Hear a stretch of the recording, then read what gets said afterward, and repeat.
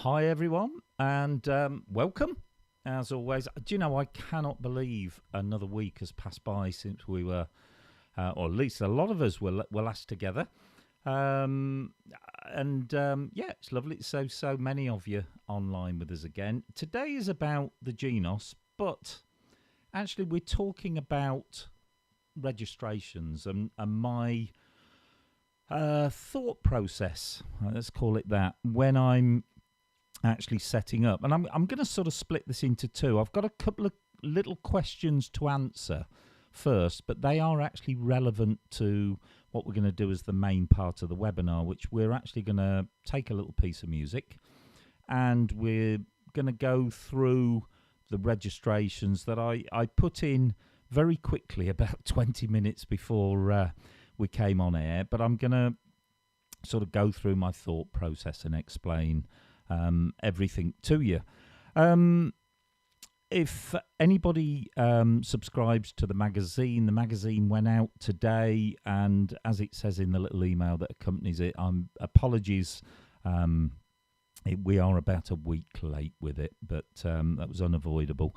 And whilst I've got you online, I just want to mention this. I hate doing this because I hate sort of mixing personal things with work. But as many of you know, I actually look after my dear old mum as well. And things have not been great of late. So, look, if ever I prepare a webinar and I can't do it, I will have to put a little sign up. I hope that never happens, but it's just to explain I don't know what's happening from 1 hour to the next. So there may come a time, it just crossed my mind today, that we may have to cancel at the last minute for any reason, but I would always put something up on YouTube. Now, today, the little piece of music that we're going to do is a little piece from a film called An American Tale. It's a lovely song. It's called Somewhere Out There. And my copy, I tried to put it up on the screen earlier, and it's such a poor copy. You could hardly read it. So if any of you have Dropbox, I do have a link which I've just added to the text below the YouTube video, and that will take you to the little buskers copy that I'm actually working from. But if not, I will do my best to explain why we're doing certain things and how it relates to the piece of music I'm going to have in front of me. Now, the first question, this actually came in a few weeks ago, and I've been sort of hanging back with this because this ties in really nicely to what we're talking about. When you first get your keyboard, let me just pop the other screen on. There we go. That's better. I can see everything now. When you first get any keyboard, whether it's the Genos or whether it's the Korg, they are packed full of great registrations. Hi Woody, welcome. So they've all got some fantastic sounds already built into them, and the Yamaha in particular I think excels in this, and I know for a fact they have a team of people and their sole responsibility with a new product is things like the one-touch settings. So these are done by top musicians, and the sort of quality of registration they put in is the sort of quality they would use on a presentation. So wouldn't it be nice if we can sort of pinch some of those, and somebody said, oh, I've got some lovely sounds and I want to use them in my own setups. And what he'd ended up doing was sort of writing everything down and then trying to recreate that registration from scratch. Now, many of you probably know this little trick, but I'm just going to show it because I think this is a really useful feature to have, and this is a great way of building up your own registrations by pinching a little bit of what Yamaha have given you, and it speeds the process up as well. So I've just loaded some Yamaha settings for a piece called Conquest of Paradise, and they've given us 6 registrations there. The one I've picked out is registration number 3. I happen to like it. it's got this lovely double octave piano, and then it's got a couple of little choirs mixed together there, and I really like that, and I would love to use that in one of my own setups. So how would I go about doing it? Well, you basically load this registration, and then you go and find the bank of registrations that you want to put it in. Well, what I want to put it in, let me just come back up here, is in my user bank. No, it's not. It's in Pops Orchestra. There we go. And I want to put it in my settings for intermezzo. So I load that. Now, look, we've gone from 6 to 10 registrations. But those registrations aren't actually fully loaded yet. They're sitting there in the memory. If I exit, look, we've still got that same registration that we pinched from Conquest of Paradise. Now, if I was doing this properly, I would have loaded my intermezzo ones first and found out where I wanted that one to slot. But I'm just going to pick one off the top of my head and say, right, I'm going to put it in number 5. So why that registration's still there, memory and number 5. And lo and behold, the minute I touch that button, it's loaded all the other settings for intermezzo. But when we get to number 5, I've got the one that I pinched from the Yamaha settings and then back to my own. There is a problem, and let's see if you can spot it as we go through. It's the style. I've carried the style from Yamaha's setting into my setting. Well, again, that's quite easy to remedy. Go to one of my settings so that we've got the style and the tempo that we want. Put the freeze on and then go to button 5. So now look, we have Yamaha's registration, my setting for the style, and all I'm going to do is press memory and lock that into number 5. Now we can take the freeze button off. Let's just check to see if it's worked. So we're on number 3, which is my setting.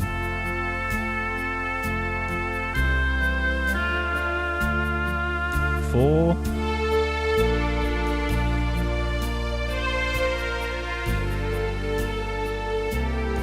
Number 5. That's the one we've pinched.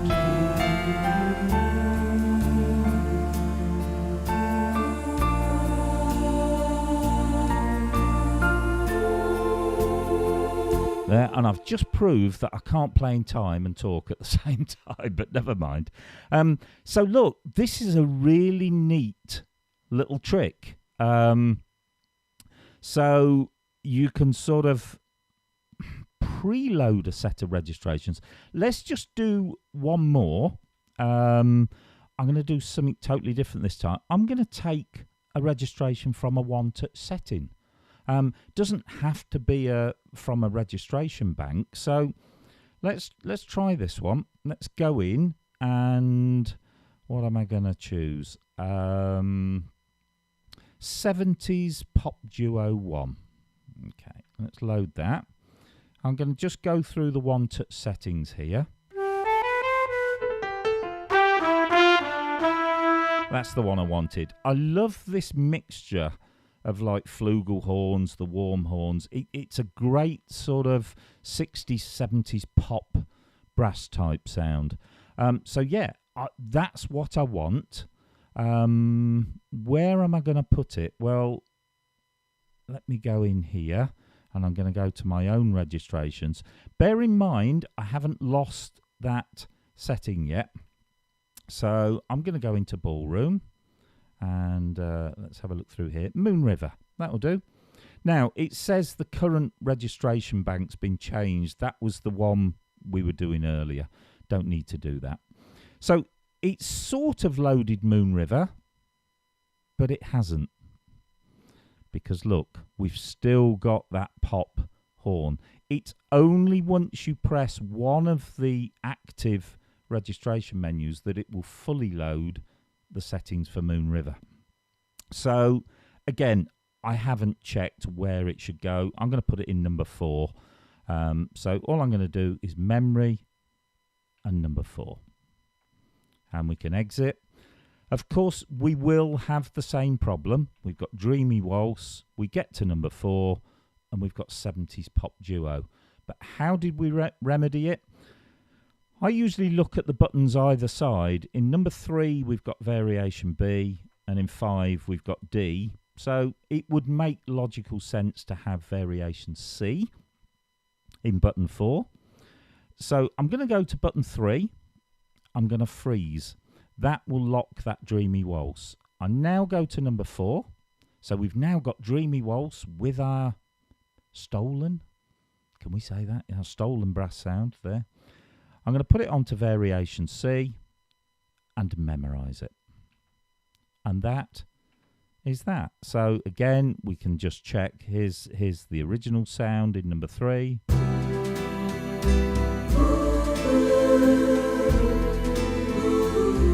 Go to 4.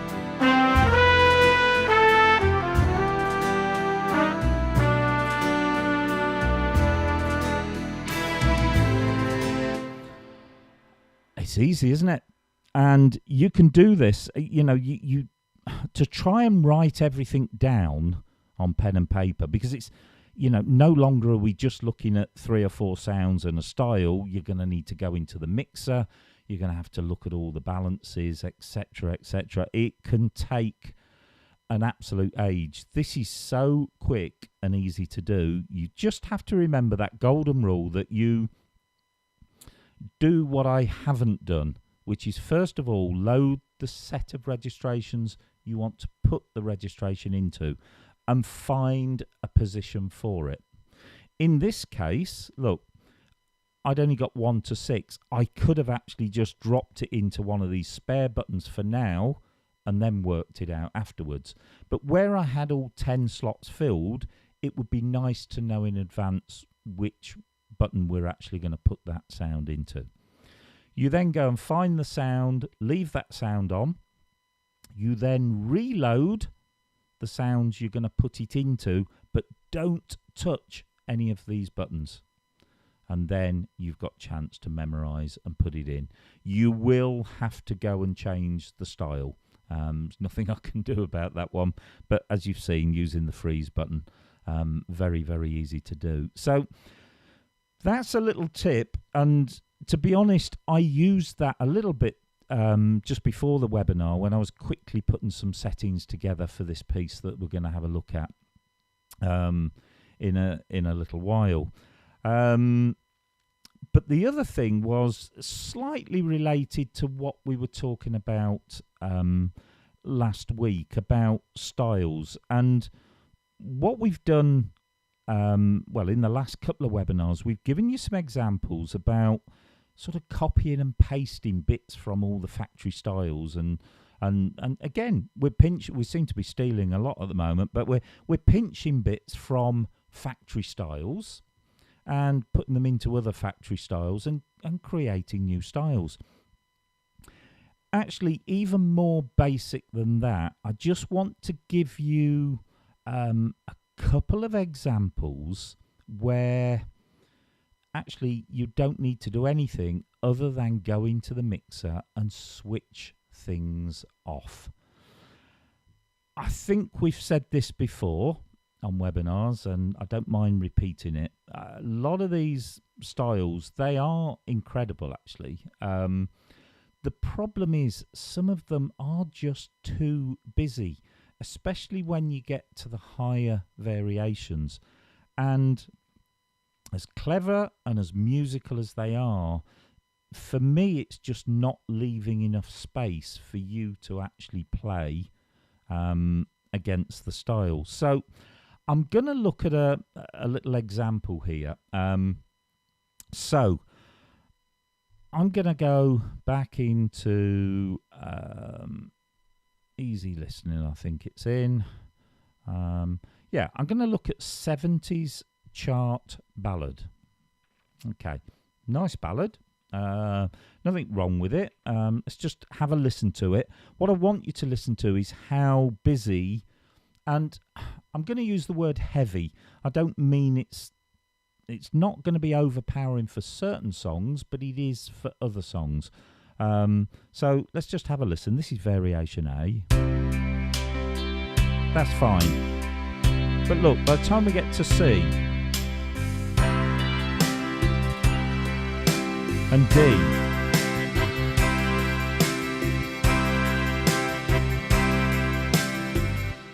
that's quite, for a ballad, that's quite a heavy beat. And if the simplest thing to do is go into the mixer and make sure you are on the style page, because the clue to what's playing is all there on these pictures.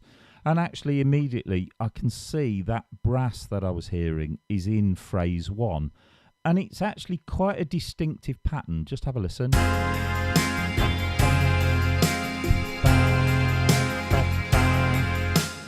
And that's not going to fit with every piece of music. So how can we change this style by just stripping it back? Well, it's ever so easy. You just mute parts. And to mute on Genos is so easy because you change it from being green to being greyed out, basically. So the other thing that's a little bit too heavy for me on that, for what I've got in mind, is the drums. Now, on Genos, and actually the same is on Korg, you have 2 rhythm tracks. I mean, years ago we had a drum track and that was it. Now we have rhythm 1, rhythm 2.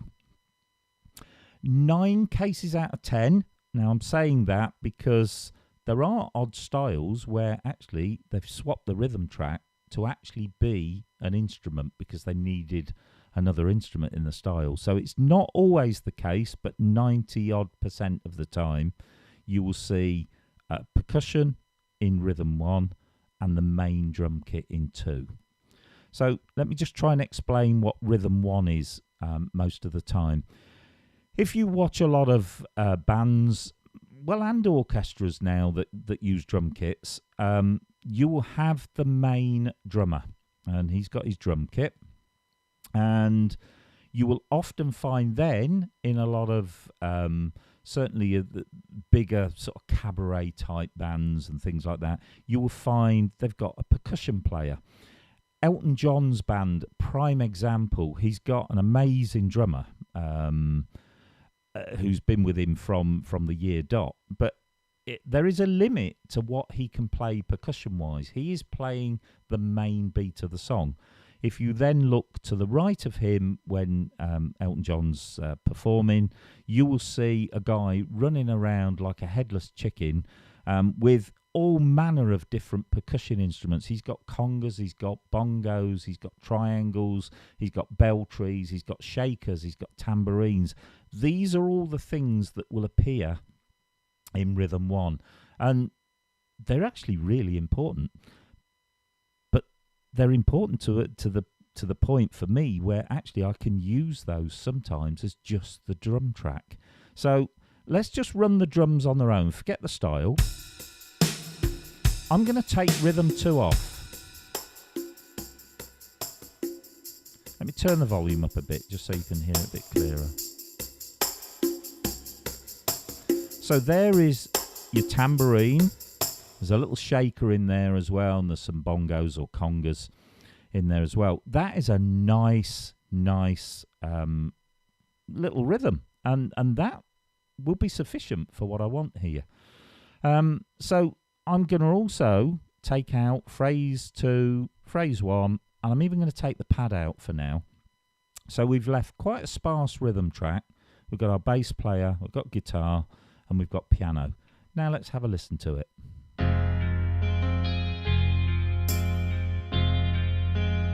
Let's go to D.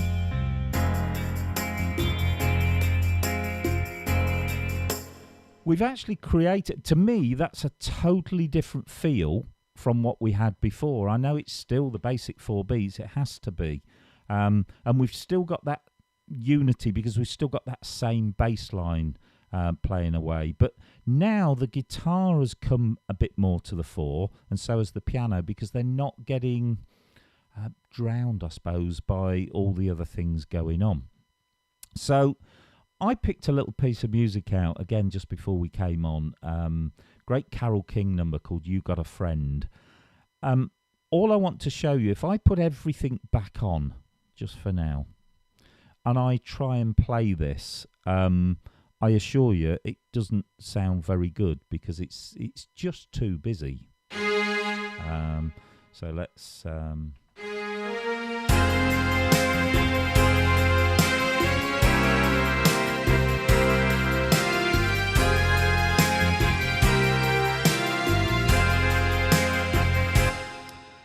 Yes, it sort of works, but it isn't right in my book, because this is a much more gentle and much more acoustic type piece than that style. But we can use that style. You know, there is no problem using that style.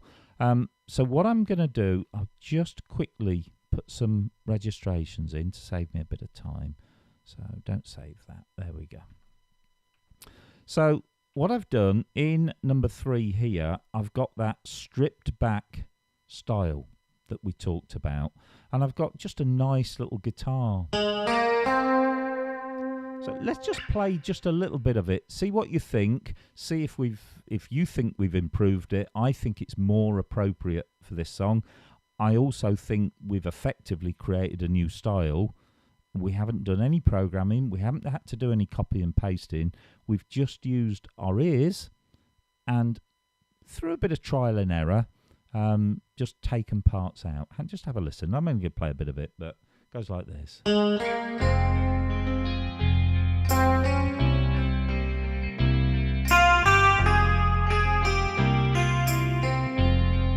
Variation B.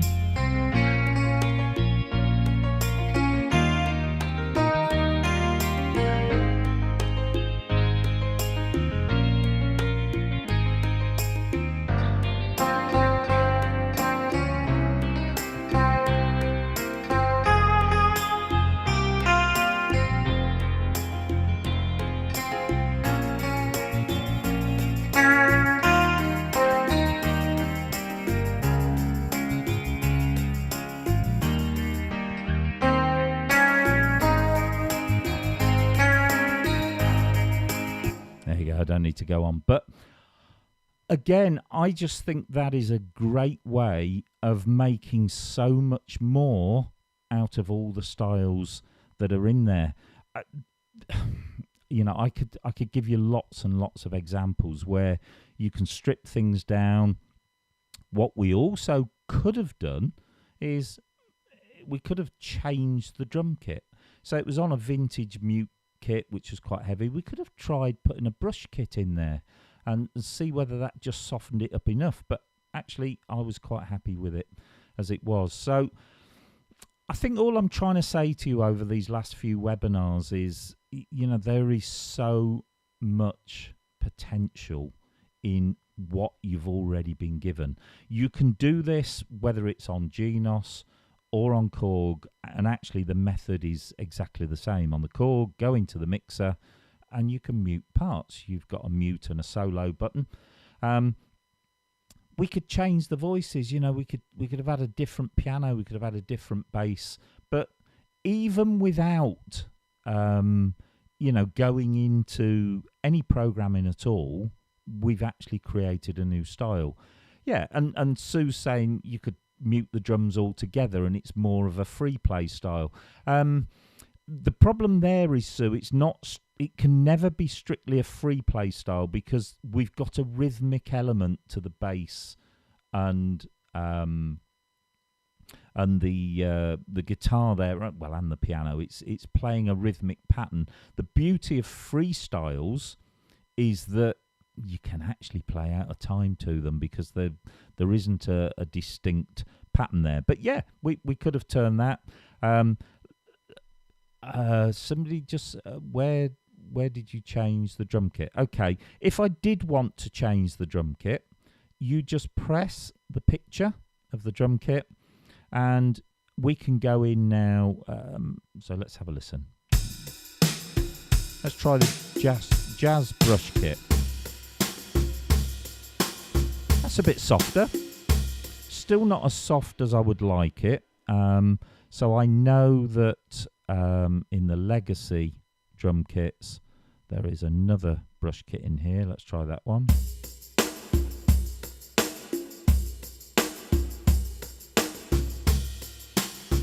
Let's take the volume down a bit.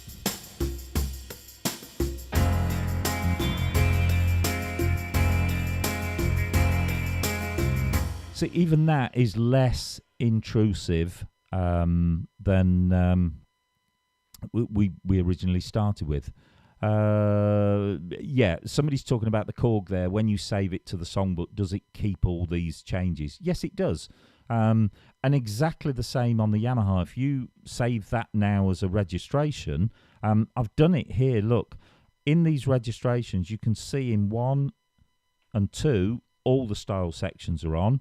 Go to button 3, and there's my sort of muted parts there. So all you're doing when you're creating a registration or you're saving a songbook entry on the Korg, it's like having a camera. You're actually taking a snapshot of the keyboard as it is at that point in time.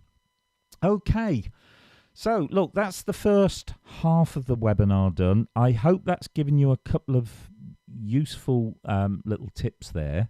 And I now want to move on to talking a bit more generally about some registrations. Let me just get my dots ready for what they're worth. There we go. So yeah, I said we'd put together this little piece somewhere out there.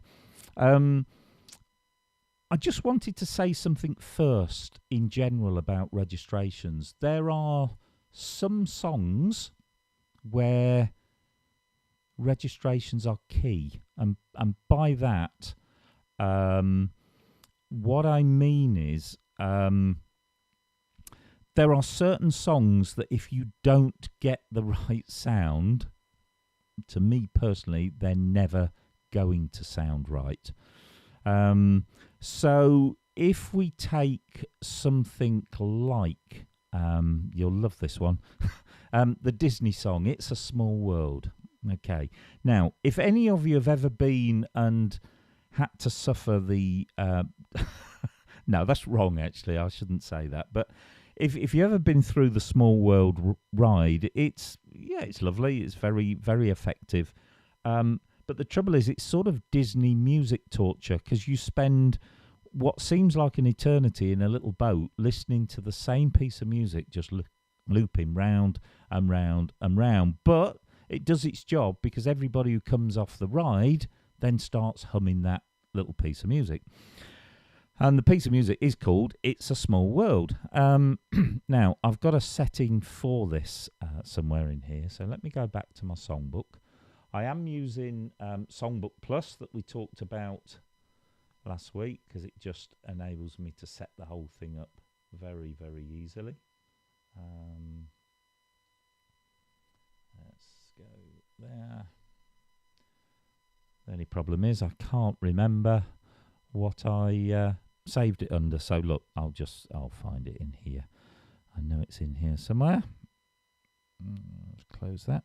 There we go. Where is it? Where is it? Where did I put it? I'll tell you what. Let's do a search. I haven't done this for ages. And again, great feature. I didn't intend showing you this, but so let's go. It's a Small World. There we go. Okay, and it's not found it. That's probably because it's not spelt exactly like that. I'll just put Small World, and if I can't find it, then I surrender. There we go. There we go. It's a Small World. It's in Movie and Show. There we go. Okay. Thank goodness for that. So, yeah, search is a great feature. I had a total mind block then. Couldn't find it. So, here it is. Look, this is what I mean by sound is king. If you take a piece like Small World, just think about the piece of music to start with. It's all about children. It's about children having fun. It's happy. And when I think of children's sort of sounds, what sound makes me think children? I think of all the little musical toys we probably all had when we were young. We had the little xylophones, the glockenspiels, we had the little bells and things like that. They're all sort of sounds that I associate with children. So here, look, glockenspiels mixed with a flute.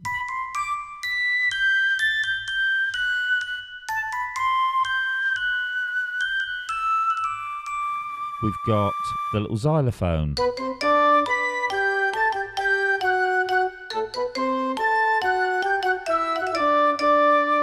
It's got that happy sort of sound, but to me it's got that sort of childlike sound as well. So if you get the right style, and thankfully Yamaha have given us a fantastic one called Animation Fantasy, and this is, let's ignore the intro for a minute. Right. What I can hear there is puppet on a string. So again, we're talking about the same sort of thing, because when you go through Small World, they're all little puppets, little animatronic figures that dance away and with all the nations of the world. So it's a similar sort of vibe going on there. So we could start this with our little glockenspiel. We certainly need an orchestra, because the orchestra will be part of this. Then we're going to go to that xylophone, and then we're going to go back to the orchestra. But this is such a simple piece to play. Now, you watch me mess it up having said that. Famous last words. And what I mean by that, it's a simple melody. There's not a lot going on in the left hand. They're very straightforward chords to play. But if you get the sound right and the style right, it works. It works. Let's just have a little go. See, tell me you're not smiling already.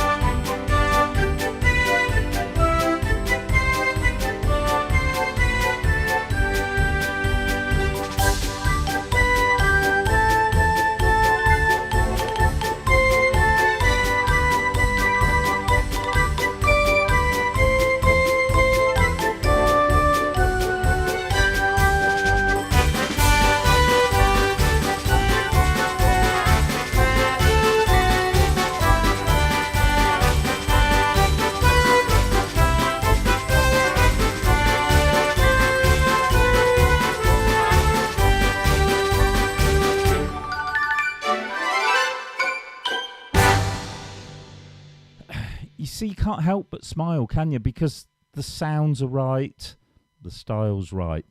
Let's take another little piece of music. Let me load this one in.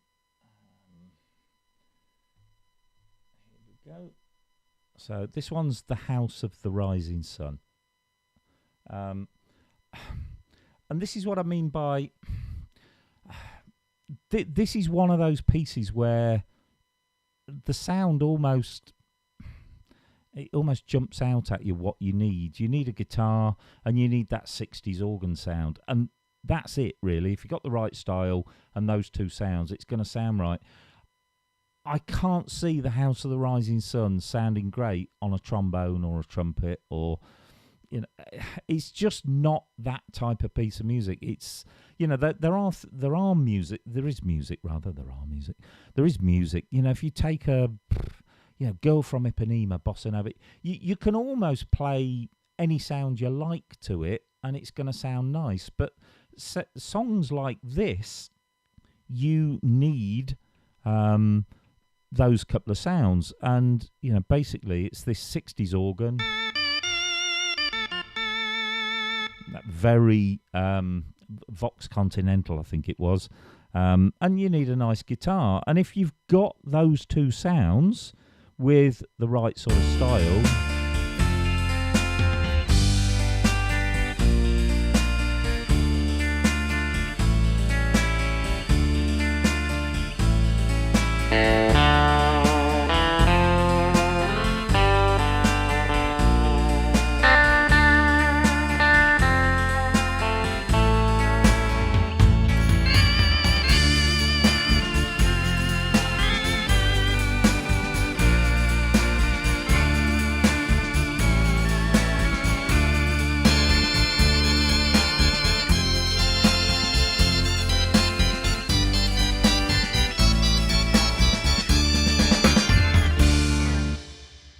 go. So, yeah, that sort of speaks for itself. One final one where I think the sound is in some ways more important than the notes. I mean, obviously you've got to get the notes right, but House of the Rising Sun, again, very easy song to play. So was Small World. So actually is this next one. And this one's Once Upon a Time in the West.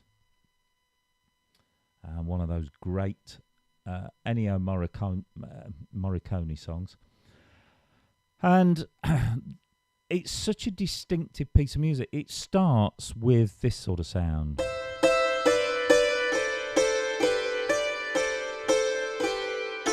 Which I've used a dulcimer. It needs choir and it needs string and orchestra and horns, and that's it. And again, this is not a difficult piece to play, but if we, I'm not going to go through the intro, if we just go through the sounds, it's what makes this piece of music.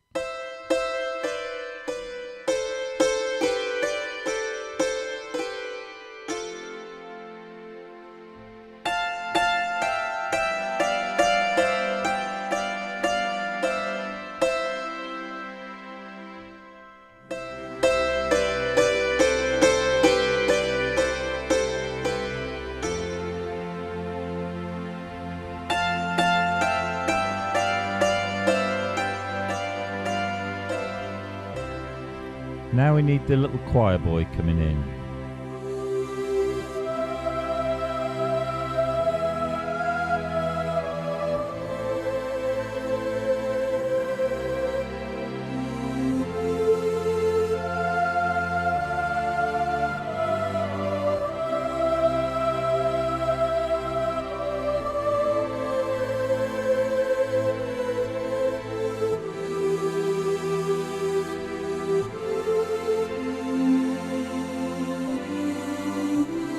Now let's bring the strings and horns in.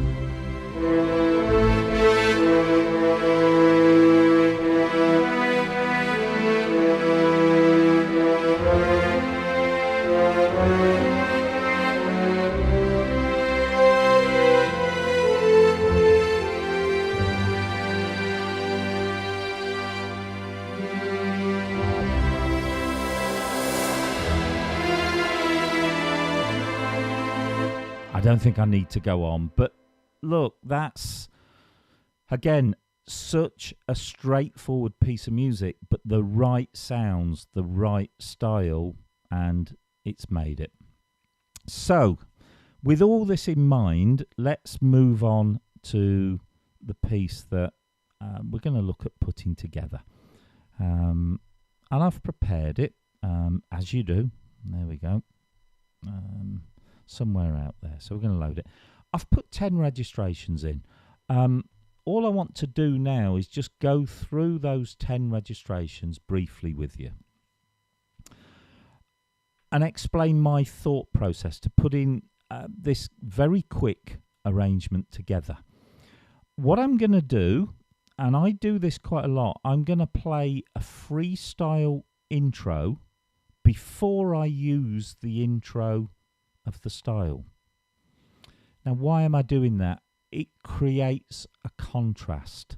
So you're not from the word go, we haven't got drums and everything going, and we haven't got backing. We're just going to play a nice little intro, and I've chosen Concert Grand mixed with American Ballad electric piano. And this is quite a common mix these days, and it sort of started around the sort of 80s, really.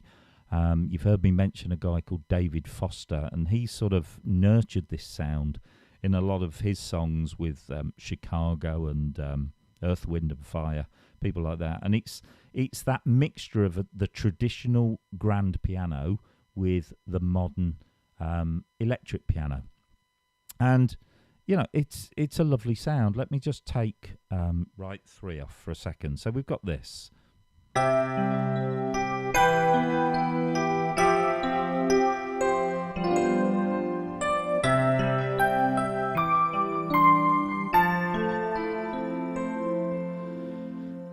And you probably notice I've put some delay on there. I use delay quite a lot, particularly when I'm playing slow things like this, because for me, it fills in really nicely. And actually, it sounds like you're playing a lot more notes than you really are. And the other thing, I'm just passing on my ideas, by the way. You don't have to adopt all these, but when I'm playing something like that, I often make use of a pad sound. Pads, I think they're underused. I think I said that in the last webinar. And I always think of pads, just think of them as padding the sound out. So, if you just listen to the pad on its own, I've got it quite quiet. It's almost string-like. It's not. It's just a soft, warm sound, and it sits beautifully behind that piano and electric piano.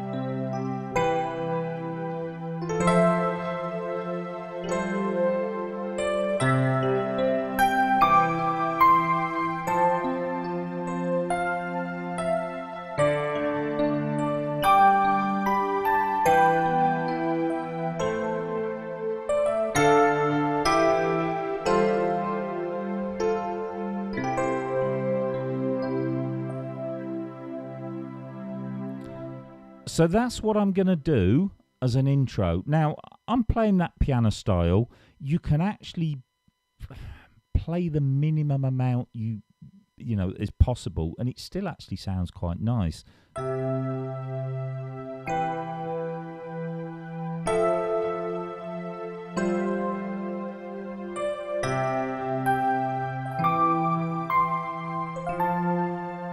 actually just playing a single note in the left hand. Using that pad to just sort of hold those notes on, you get away with that. So then, in number 2, if you look, I've actually registered intro 2, which actually is the right intro for somewhere out there. I've got the synchro start on. The only thing you've got to be careful of, because you don't have the seamless transition on the Genos like you've got on the Korg, you need to let that last bit of electric piano die away, then press button 2 and play your first chord. And just so I can show you, what I've done is I've used pan pipes.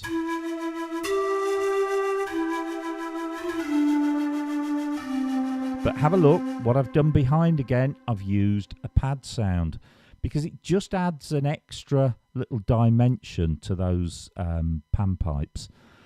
So I'm just going to play just from the beginning of the end of the sort of freestyle intro, and once I've let it die away, you'll see the effect of then bringing in the automatic intro.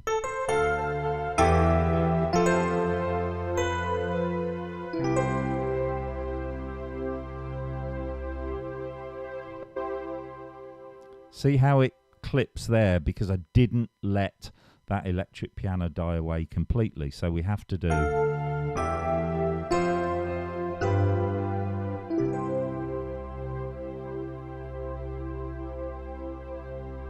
off.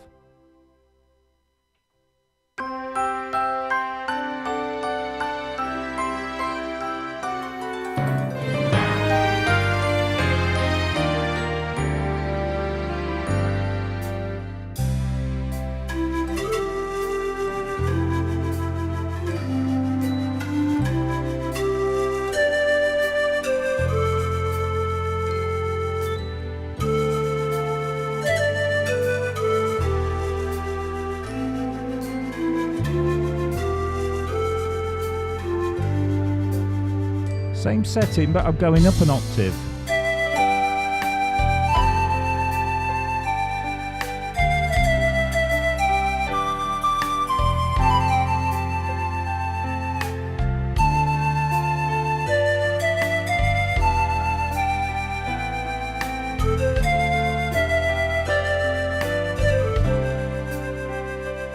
Okay, so that's our first little bit. So we've got that freestyle intro, nice little pause.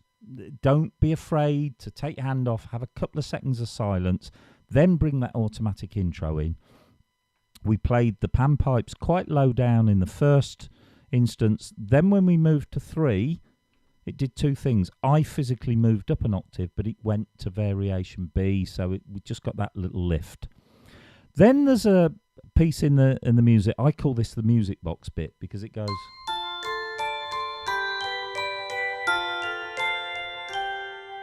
It's ever such a pretty little bit. So again, a music box glockenspiel. We're back to the sort of children's music box type sounds.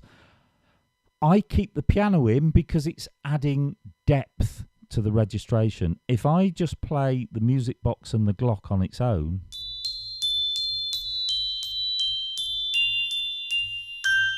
it's quite a thin sound. It's very accurate, probably better played down here, but it's not really going to cut on its own against the backing there. So I keep the piano in. And again, that delay is actually putting a lot more notes in than we're actually playing. And here's the trick with registration 4. You can probably see I've got some multi-pads flashing. In our little pack that we sold, we did some multi-pads, music box multi-pads, and I thought they will fit in nicely. So I've set those to synchro start so that when I go to number 4, I'm going to get my multi-pads come in. Then I'm going to go to nice deep string. So let me take it, if I can, from the end of the panpipe bit, which will go something. Here comes the music box.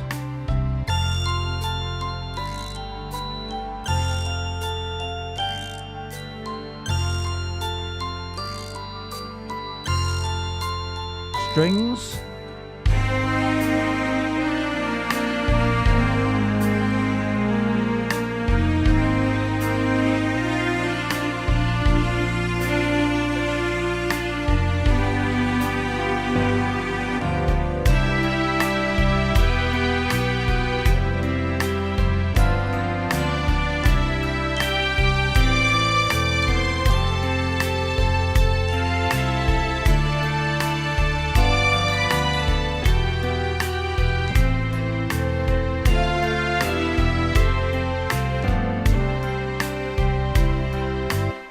Okay, so we then went into strings, but I kept the glockenspiel just to keep the theme going. Then it goes back into another little music box bit, and then it goes into a guitar solo. Now, if any of you have ever tried this piece, the guitar solo is great, but what they do is a key change, and it goes from the key of C into the key of A.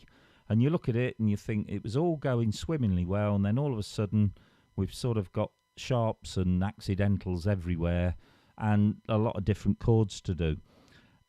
So what I'm going to do is I'm going to show you a little cheat here, because within the registrations we can put a transpose setting. So instead of it being in A, I'm still going to carry on playing in C, but I'll make it sound like it's in A. How do I do that? Well, look, if I'm playing in C and I want it to sound in A, I need to come down 1, 2, 3 semitones.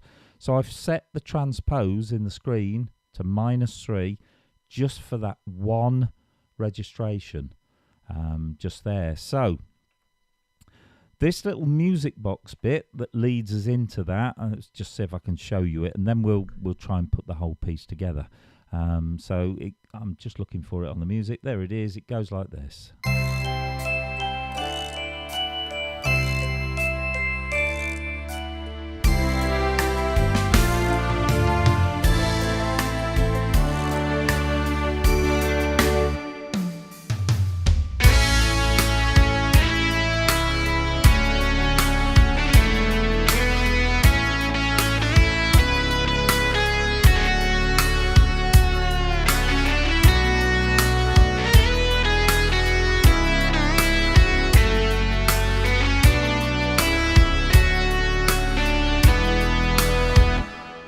And then when we go back into the next bit, we're back into the key of C. Anyway, so one more little bit that I did. When I got to the very end, I used a little trick where you keep repeating a phrase and then halve the timing of that phrase. It's easier to show you. So the last bit goes like this.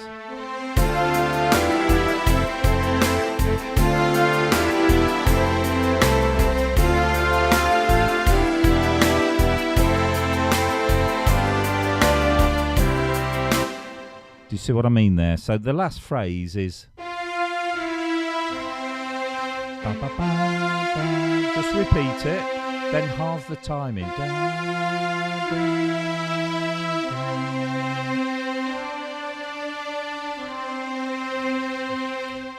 Then I'm going to use the ending. But when the ending has finished completely, I'm going to do something. I'm going to switch the accompaniment off because I'm using this sound called orchestra tutti. And what happens when we switch the accompaniment off? I've got a real nice timpani down there, and I'm going to combine it with one pad.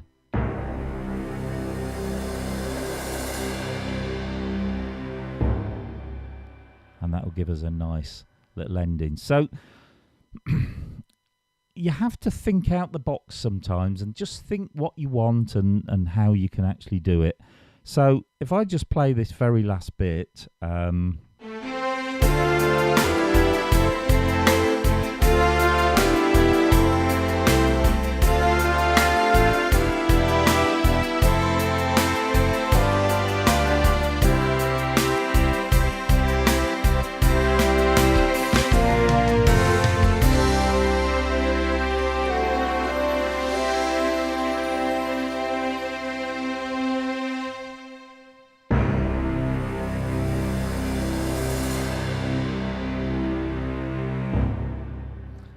gives us a nice little ending.